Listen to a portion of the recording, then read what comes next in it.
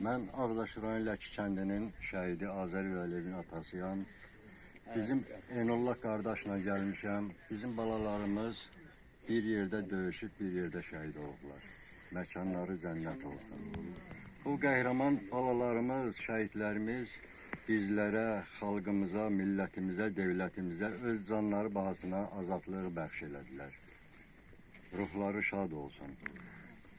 Allah, nə deyim, qazilərimizə Allah şəfa versin. Allah şəhid ailələrinin hamısına çoxlu səbirlər versin.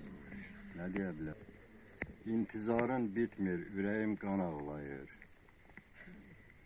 Məzar daşına baxıram, yaramı dağlayır. Anan, bacın qara bağlayır. Sənsiz ötür günlərim, gözlərimin həsrəti hardasan? Məqamları uzaq olsun bütün şəhidlərin.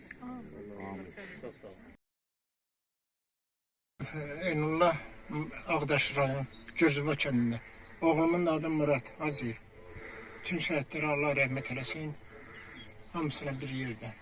Qazilərimizə Allah kömək olsun.